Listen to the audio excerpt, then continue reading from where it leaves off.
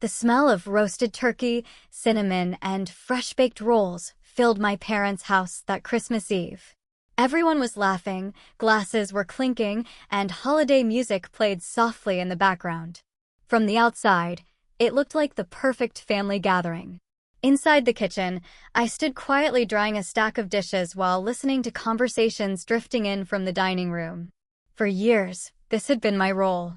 Whenever there was a family event, I naturally ended up helping with the cooking, cleaning, or solving someone's latest financial problem. I had become dependable without realizing the price of always being dependable. Welcome back to Betrayal Stories. Don't forget to subscribe to the channel. My name is Myra, and I was 34 years old. I worked as a senior accountant, lived alone, and owned a beautiful 2-bedroom condo that I'd spent nearly a decade working toward. Nobody had handed it to me. Nobody had helped me pay for it. Every mortgage payment, every renovation, every utility bill had come from my paycheck. Yet before the night ended, my own parents would casually promise my home to someone else, as if my opinion didn't matter. And strangely enough, I smiled. Not because I agreed. Because I had already begun making a different plan. For years, I had been known as the responsible daughter. When Dad's medical bills piled up, I quietly paid part of them. When Mom couldn't understand her tax paperwork, I handled everything. When my younger sister, Shelby, overdrew her bank account or forgot another payment, my phone rang before anyone else's. I never complained. Looking back, maybe that was my biggest mistake. Every time I rescued someone, I taught them that I always would. Eventually, helping stopped being appreciated. It became expected. As I pulled into my parents' driveway that evening, something unusual caught my attention. Parked across the street was a large moving truck. At first, I assumed one of the neighbors was relocating. Still, something about it felt strange. Who moved during Christmas? I ignored the uneasy feeling and carried the homemade apple pie I'd baked toward the front porch. Mom greeted me with an unusually excited smile. "There you are," she said, hugging me tightly. "Your father's been waiting. He has some wonderful news." Wonderful.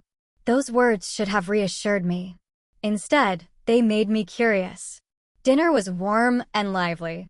11 people squeezed around a table meant for 8. The children laughed over silly jokes while the adults passed bowls of mashed potatoes and cranberry sauce. Dad looked happier than I'd seen him in months. Every few minutes, he glanced around the table with the expression of someone hiding a surprise. Halfway through dinner, he tapped his glass lightly. "I've got an announcement," he said. Immediately, everyone started guessing. A vacation? A promotion? Another grandchild? Dad chuckled. After dessert, across the table, Shelby exchanged a knowing smile with her husband, Trent. That was the first moment something felt off. They looked like they already knew. While everyone chatted, Trent leaned toward me casually. "So," he asked, "if someone owned a condo outright, could they rent it to somebody whenever they wanted?" The question seemed random. "I suppose," I answered. "If it's fully paid off, the owner decides." He nodded thoughtfully. "Good to know." Then he returned to his meal. The conversation lasted less than 30 seconds. But for reasons I couldn't explain, it stayed with me. After dinner, I gathered empty plates and carried them into the kitchen. The sink quickly filled with dishes. As I rinsed them, voices drifted through the thin wall separating the kitchen from the dining room. Normally, I wouldn't pay attention. This time, one sentence froze me. Shelby laughed softly. "The kids are already arguing over which bedroom they'll take." I frowned. "Bedroom?" Then Mom answered. "They'll each have plenty of space. Trent can even turn the spare room into a workshop." My hands stopped moving. "Spare room? What spare room?" Another voice. "Dad, they'll move in right after New Year's. It's the perfect timing." I stood perfectly still. Every word slowly assembled into a horrifying picture. They weren't talking about buying a house. They weren't discussing renting an apartment. They were describing my condo. Mom continued speaking in the calm, practical tone she always used when explaining something obvious. "Myra doesn't really need all that space." Then she laughed softly. "It's just her." For simple words. Just her. Those words cut deeper than any insult ever could. Years of overtime. Years of sacrifices. Years of skipped vacations. Years of saving every bonus instead of spending it. Reduced to one sentence. It's just her. As though being single somehow meant my dreams mattered less. As though everything I'd built could simply be reassigned because someone else wanted it more. I placed the plate carefully into the drying rack. Oddly enough, I wasn't angry. Not yet. I felt something colder. The kind of calm that appears right before a storm. Because one truth suddenly became impossible to ignore. They weren't discussing asking me. They were discussing informing me. In their minds, the decision had already been made. A few minutes later, Dad stood and tapped his glass again. The room fell silent. He smiled proudly. This family has always taken care of one another. Everyone nodded. He continued. Shelby and Trent have had a difficult year. The children deserve stability. They deserve a real home. Again, everyone nodded. Then came the sentence that changed everything. So your mother and I have decided to give Shelby's family Myra's condo as our Christmas gift. The room exploded into applause. My niece and nephew cheered. Shelby burst into tears. Trent wrapped his arm around her shoulders like a man whose biggest dream had just come true. Every pair of eyes slowly turned toward me. Waiting. Watching. Expecting. Dad lifted his glass toward me with complete confidence. It's settled, he announced. Not, what do you think? Not, would you consider it? Just, it's settled. As though my signature were a meaningless technicality. As though my home belonged to everyone except me. For one brief second, I considered telling them exactly how insane this was. But then I realized something. If I argued now, I'd become the selfish villain ruining Christmas. The lonely aunt stealing a home from innocent children. They had unknowingly built the perfect trap. So instead, I smiled. I slowly raised my own glass. What a wonderful Christmas surprise, I said calmly. Relief spread across my parents' faces. Shelby mouthed, thank you. Trent grinned with quiet satisfaction. They thought they'd won. They had no idea I was already calculating my next move. Because while everyone else celebrated a gift that wasn't theirs to give, I was thinking about something far more important. How quickly could a fully paid condo be sold before New Year's? This is part 1. Part 2 will continue the story with the confrontation, Myra's legal options, and the first steps of her plan, while keeping the narrative original and engaging. I barely slept that night. Not because I was heartbroken. Because my mind refused to stop working. Some people cry when they're overwhelmed. I make lists. By midnight, I was sitting at my kitchen counter with a notebook, writing down every fact I knew. Fact number 1. My condo was legally mine. Fact number 2. My parents had promised it away without asking. Fact number 3.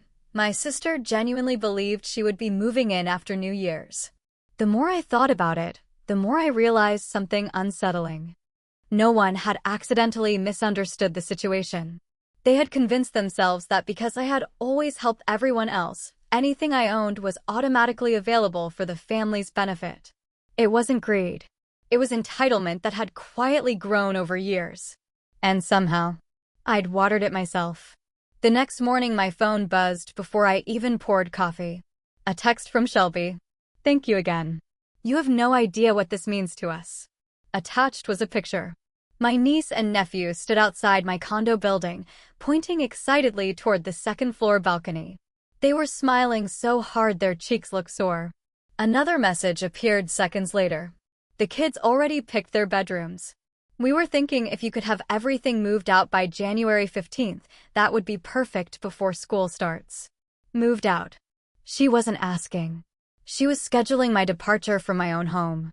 I stared at the screen for nearly a minute before placing the phone face down. For the first time in years, I didn't answer immediately. Instead, I made coffee. Slowly. Deliberately. I watched steam rise from the mug while I forced myself to stay calm. Anger would accomplish nothing. Emotion was exactly what everyone expected. Logic. Logic was where I always won. When I finally picked up my phone again, I replied with only 3 words. We'll discuss it. Nothing more. No explanation. No argument. No promises. That afternoon, I drove back to my parents' house. Not to fight. To give them one chance. One honest chance to correct what they'd done. Mom welcomed me inside with the same cheerful smile she'd worn on Christmas Eve. Dad sat in his favorite recliner reading the newspaper. Neither of them looked guilty. Neither of them looked nervous. If anything, they looked relieved. Like a difficult conversation had already been settled. I sat across from them at the kitchen table. We need to talk about the condo. Dad folded his newspaper. What about it? My name is the only name on the deed. Silence. I paid for it. Another silence. No one asked whether I wanted to give it away. Mom reached across the table and gently patted my hand. Honey. She smiled the same comforting smile she'd used my entire life. You don't really need all that space. There it was again. The sentence. Like my life could be measured in square footage. Dad cleared his throat. Family helps family. I have helped family, I answered quietly. For years. Exactly.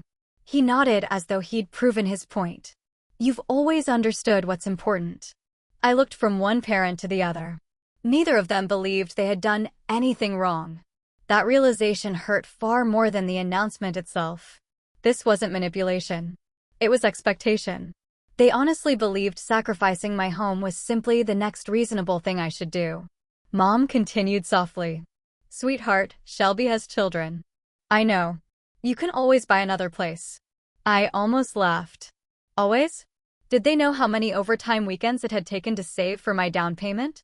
Did they remember the old car I drove for 8 years because I refused to finance a newer one? Did they remember all the vacations I'd skipped? Apparently not. Those sacrifices had become invisible. I took one slow breath. So your decision is final? Dad crossed his arms. It should be. I nodded once. Thank you. Both of them looked surprised. No shouting. No tears. No argument. I simply stood. Mom frowned. That's all. That's all. I walked out without another word. Driving home, I finally understood something. Facts wouldn't change their minds. Logic wouldn't change their minds. Even legal paperwork wouldn't change their minds. Because this wasn't about ownership. It was about the role they'd assigned me years ago. Reliable daughter. Problem solver. Financial safety net. They couldn't imagine me saying no because I'd spent years teaching them I never would. That evening, just after 6 o'clock, my doorbell rang. Standing outside was Trent. He held a tape measure in one hand. Parked at the curb was the same white moving truck I'd noticed on Christmas Eve. He smiled casually. Mind if I measure the second bedroom? For a second, I honestly thought he was joking. He wasn't. I'm sorry. The kids' bunk beds. He lifted the tape measure. Just want to make sure they'll fit. You aren't coming inside.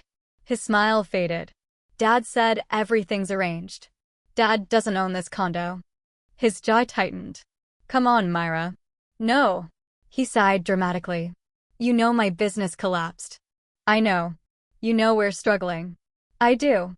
You know the kids deserve better. They do. He spread his hands. Then why are you making this difficult? Because it's my home. The words sat in my throat. Instead, I simply repeated, You're not coming inside. His expression hardened. The family already agreed. I blinked. The family? Everyone understands except you. I couldn't help it. I laughed.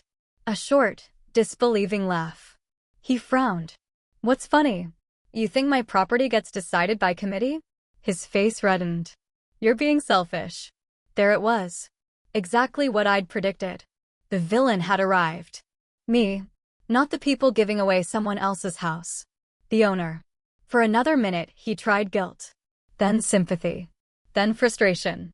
Finally, he crossed his arms. You'll regret this. I looked him directly in the eye. No. I answered quietly. I think I've regretted something else for a very long time. I closed the door. Through the wood, I heard him mutter something under his breath before walking away. The truck engine started moments later. Then silence. I leaned against my front door. For the first time in days. I smiled. Not because anything had improved. Because something had finally become crystal clear.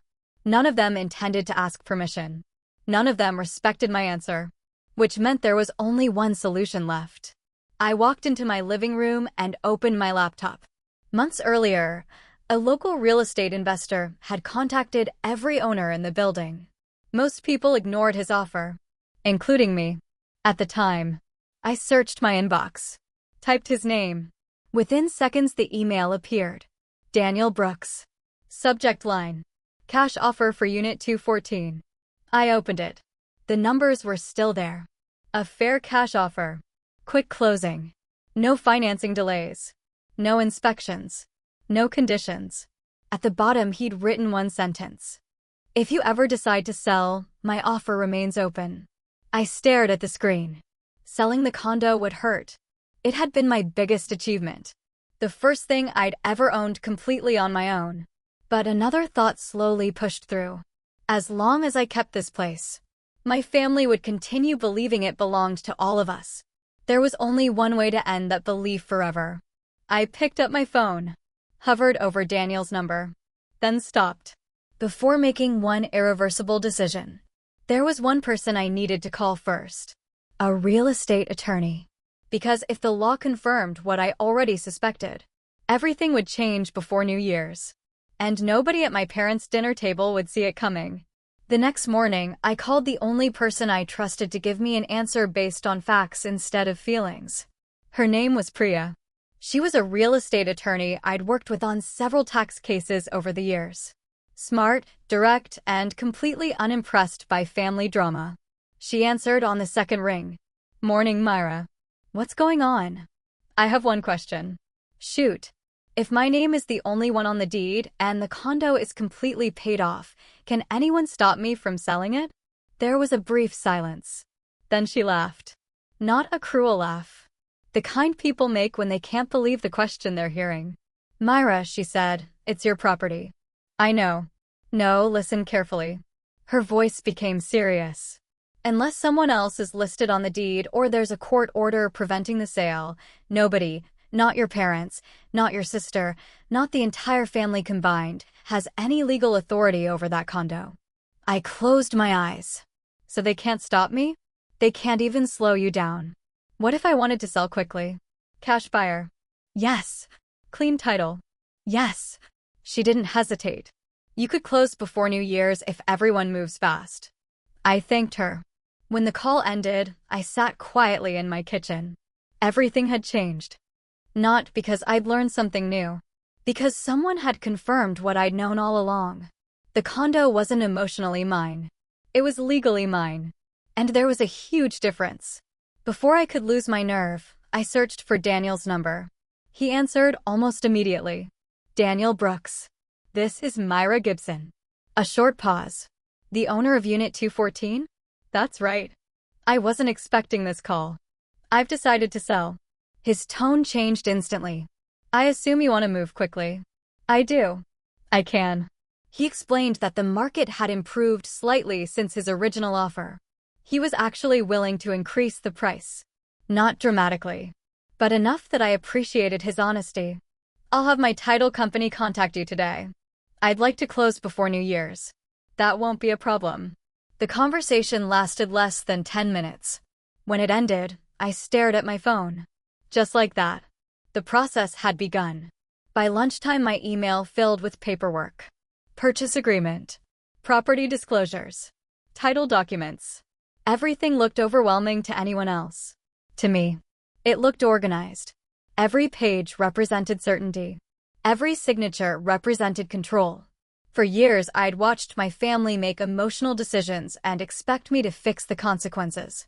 Now I was making a logical decision for myself. For the first time. That afternoon, another email arrived. One I'd almost forgotten existed. It came from my company's regional director. The subject line read, Charlotte office transfer offer. 3 weeks earlier, I'd been offered a promotion. Higher salary. Larger office. Better benefits. A chance to lead my own accounting team. I'd almost turned it down. Not because I didn't want it. Because I couldn't imagine leaving my parents behind. Who would help with Dad's bills? Who would organize Mom's taxes? Who would rescue Shelby the next time she overspent? Looking at the email now, I smiled. Someone else could. I clicked accept. A confirmation arrived within minutes. My first day would be in 3 weeks. I wasn't just selling a condo. I was leaving behind an entire version of myself.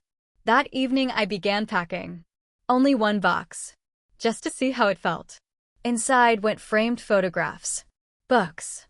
Old notebooks. Nothing sentimental enough to make me stop. Until I reached the back of my bedroom closet. A worn cardboard box sat untouched beneath winter blankets. I hadn't opened it in years.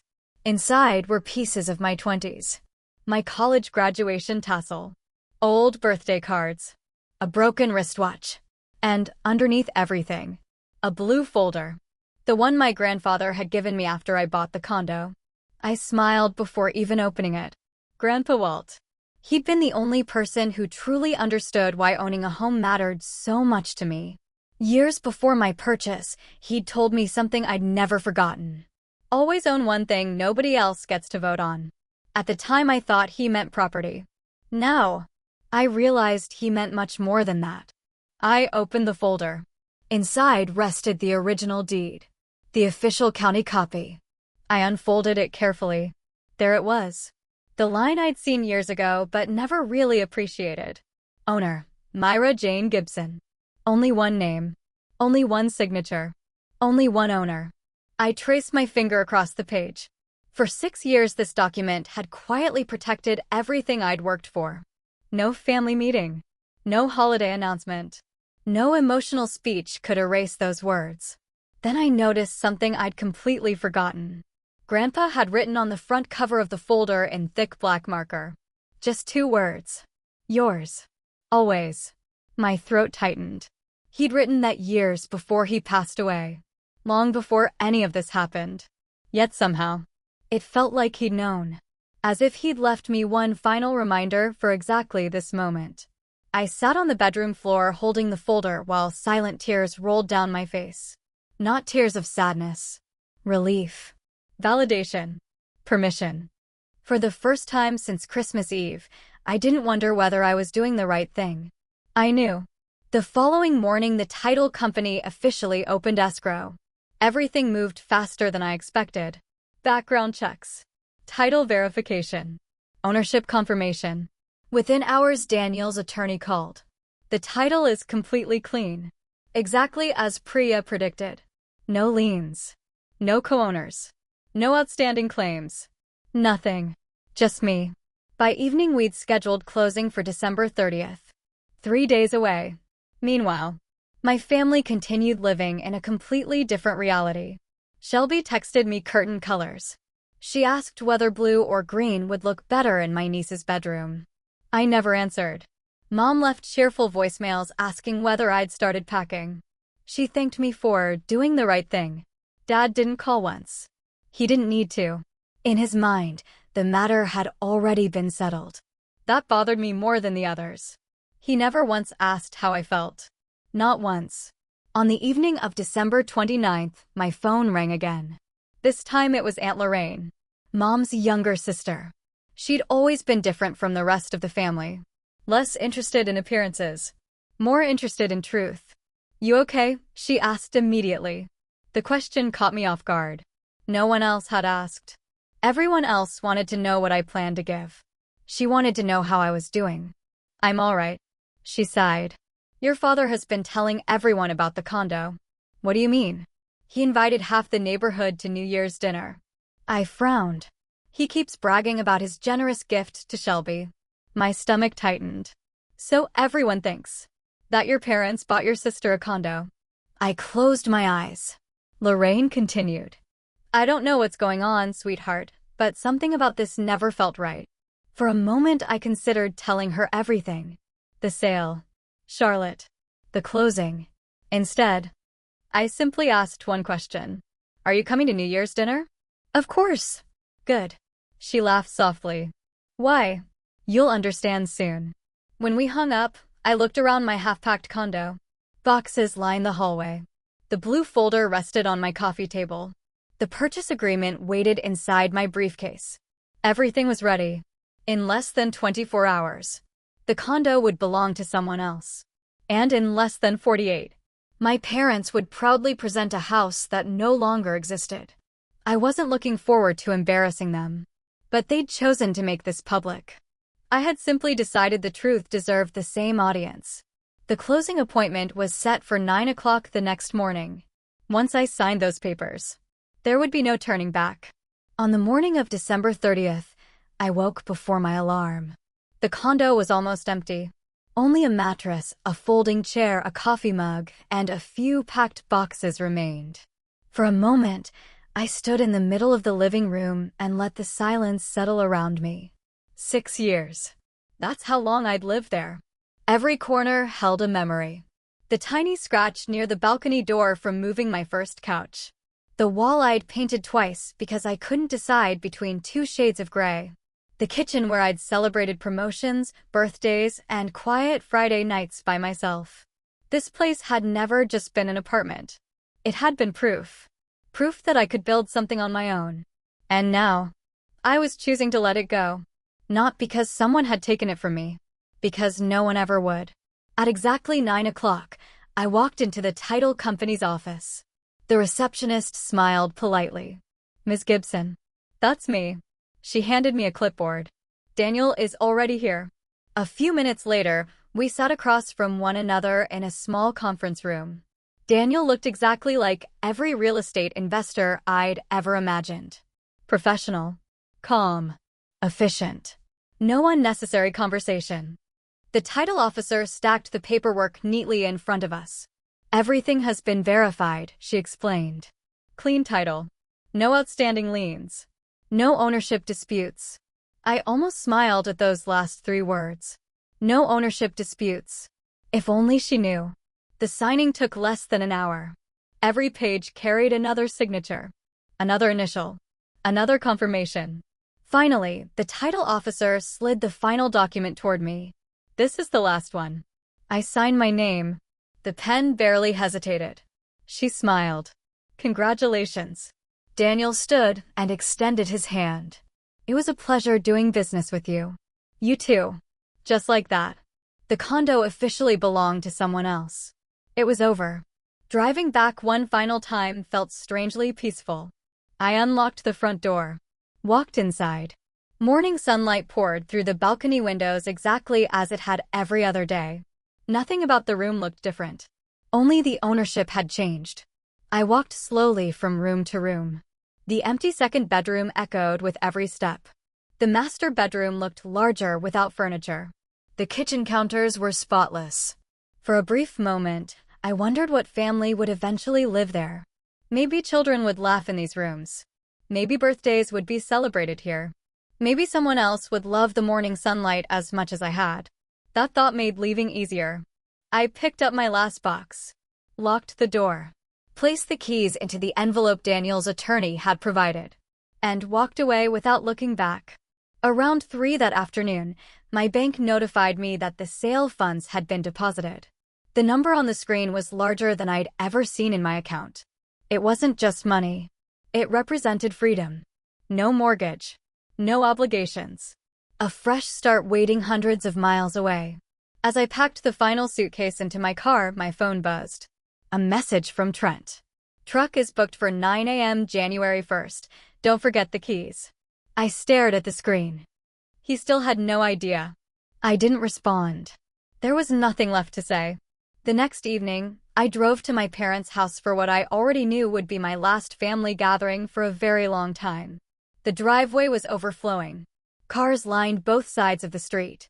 My father hadn't been exaggerating. Half the neighborhood seemed to be there. Inside, the house buzzed with excitement. Streamers hung from the ceiling. Champagne chilled in silver buckets. Music played through the speakers. Everyone greeted me warmly. As though nothing unusual had happened. As though they hadn't spent the past week planning my eviction. Shelby hugged me tightly. "Thank you again." I smiled politely. "You're welcome." She didn't notice the overnight bag sitting in my trunk. She didn't know I'd already accepted a new job. She didn't know the condo had changed owners 36 hours earlier. She simply assumed everything was going according to plan. Dinner passed almost exactly like Christmas. People laughed.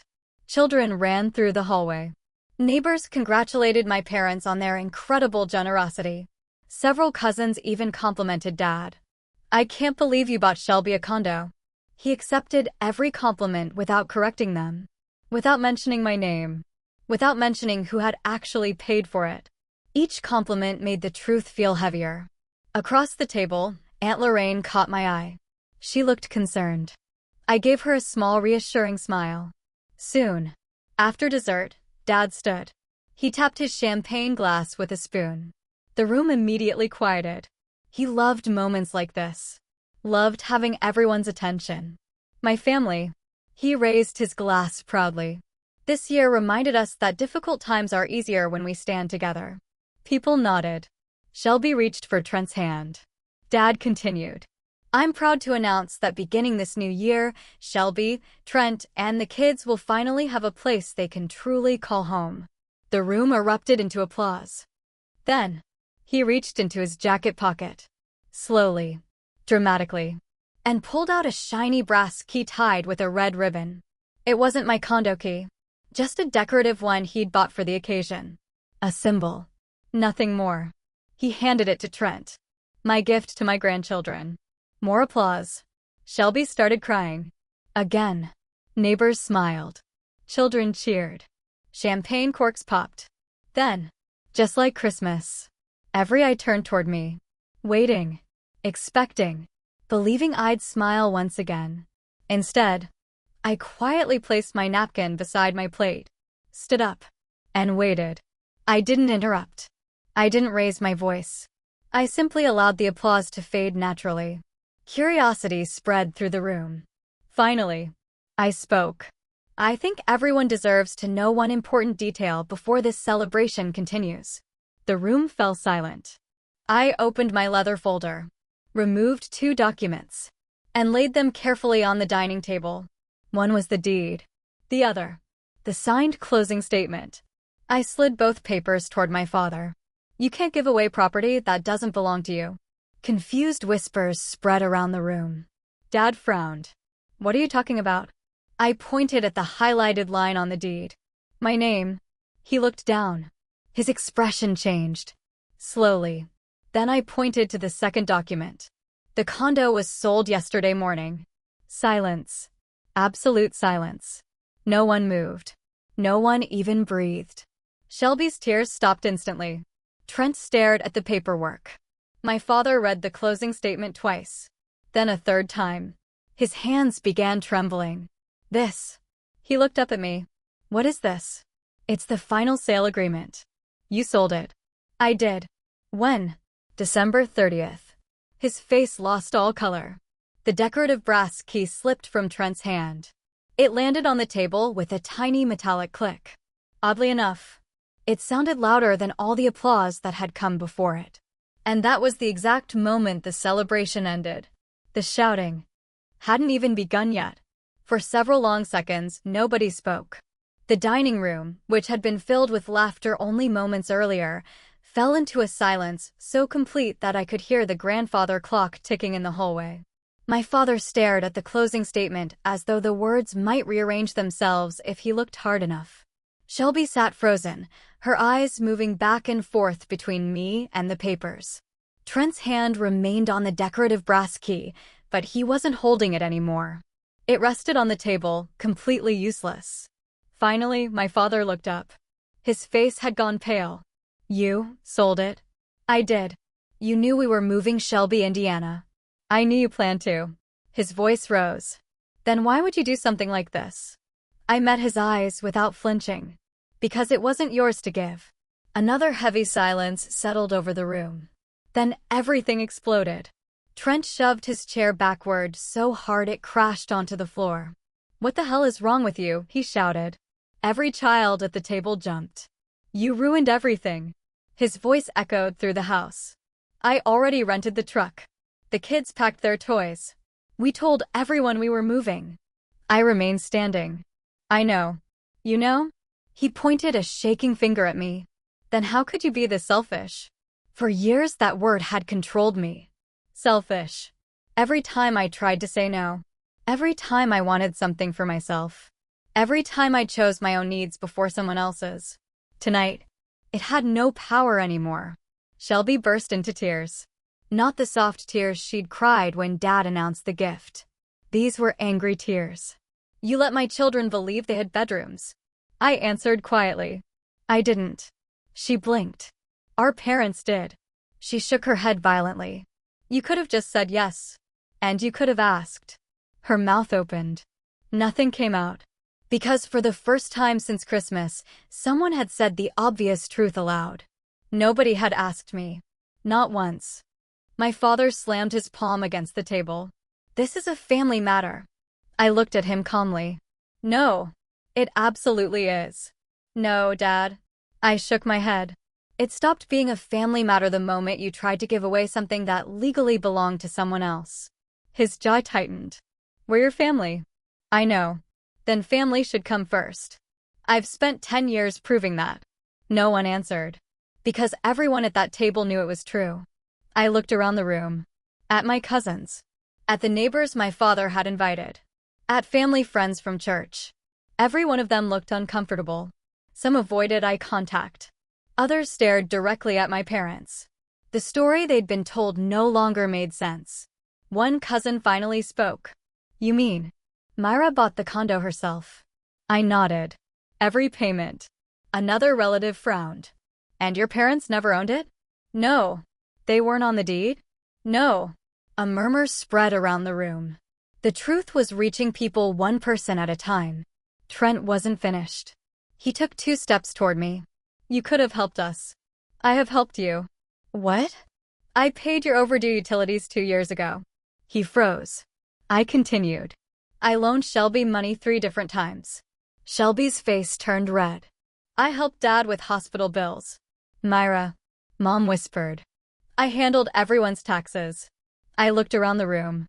I've spent years helping this family. Then I asked one simple question. When has anyone asked what I needed? Nobody answered. Because nobody could. My mother finally stood. Her eyes filled with tears. But honey, her voice trembled. I thought you were happy. I was. You always seemed fine. There it was. The sentence that explained everything. They hadn't hated me. They hadn't wanted to hurt me. They'd simply decided I didn't need protecting. Because I always looked strong. Always solved problems. Always smiled. Always managed. Being capable had become permission to take more from me. I walked over to my mother. Not close enough to hug her. Just close enough that she could hear me without anyone else interrupting. I was fine because I kept fixing everything. A tear rolled down her cheek. And every time I fixed something, I continued softly. Everyone assumed I'd fix the next thing too. She covered her mouth. For the first time that evening, I saw understanding. Not complete understanding, but enough. Enough to hurt. My father still refused to accept it. He folded the paperwork and pushed it back toward me. This isn't how families behave. I nodded. You're right. He looked surprised. No family should ever promise someone else's home. Several heads around the room nodded almost instinctively. Even people who loved my parents couldn't argue with that. Then my Aunt Lorraine slowly stood from her chair. She looked around the room before speaking. I remember when Myra bought that condo. Everyone turned toward her. I remember because she worked herself sick to afford it. She pointed gently toward me. None of us helped. Silence. I remember her painting those walls herself. She looked directly at my father. You don't get to give away what you never earned. No one interrupted her. Because she wasn't angry. She was simply telling the truth. My father sank back into his chair. For the first time in my life. He looked defeated. Not because he'd lost the condo. Because the room no longer believed his version of the story. I reached into my coat pocket. Pulled out one final key. The spare key to my parents' house. I'd carried it for nearly 12 years. So I could stop by when they needed help. Feed the dog. Take Dad to appointments. Fix emergencies. Open the door whenever someone forgot theirs. I placed it gently beside the decorative brass key. The symbolism wasn't lost on anyone. I don't think you'll need this anymore. Mom stared at it. You're giving it back? I am. My voice remained steady. I'm not abandoning my family. I paused. I'm just resigning from a job I never applied for. A few people lowered their heads. One cousin quietly wiped away tears. Then I picked up my folder. There is one more thing everyone should know. The room became quiet again. I accepted a promotion. Several people looked surprised. I'm moving to Charlotte. When? Someone asked. Tomorrow morning. Shelby looked stunned. You already packed? I finished yesterday. You were leaving anyway? I almost didn't. I smiled sadly. I stayed for years because I thought my family needed me. I looked around the room.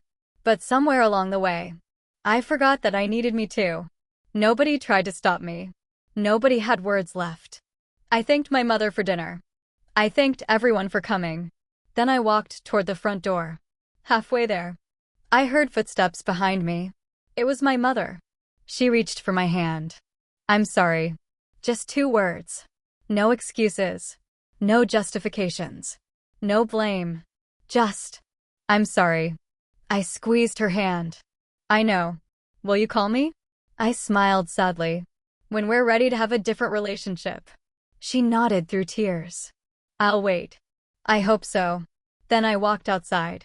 The cold winter air hit my face. For the first time in years, I felt light. Not happy. Not victorious. Free. There is a difference.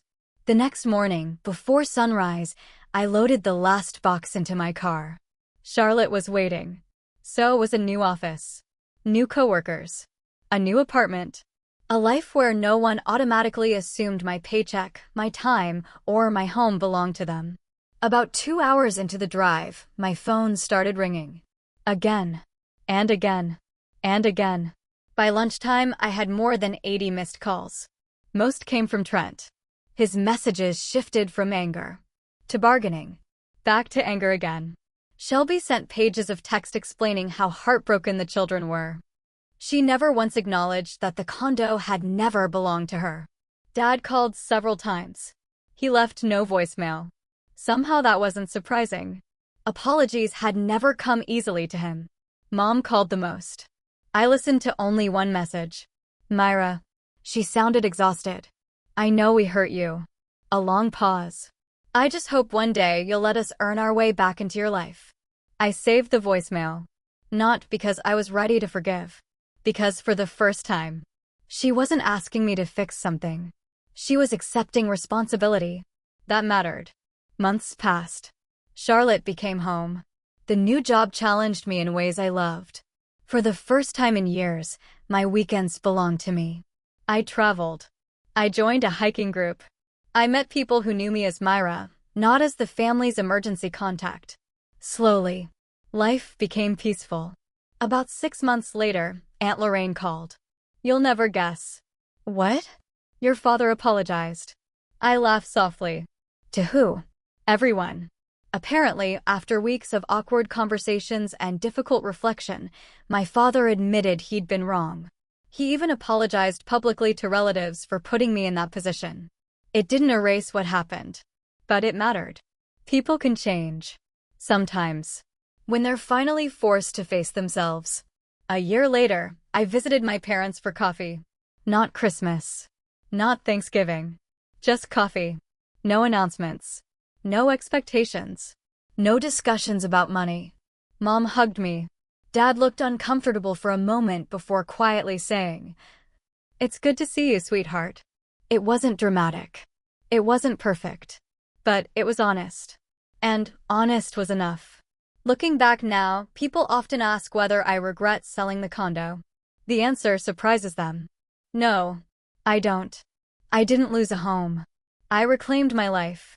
That condo proved I could build something on my own. Selling it proved something even more important. That I could protect what I built. My grandfather once told me to own something nobody else gets to vote on. For years, I believed he meant property. I was wrong. He meant my choices. My future. My peace. Those belong to me. Always. And if there's one lesson this entire experience taught me, it's this. Being kind does not mean being available for everyone else's demands. Helping family is a beautiful thing. Sacrificing your identity so everyone else stays comfortable is not. Sometimes the strongest act of love isn't saying yes. Sometimes it's finally having the courage to say, no, this part of my life belongs to me. And that was the line I should have drawn years earlier.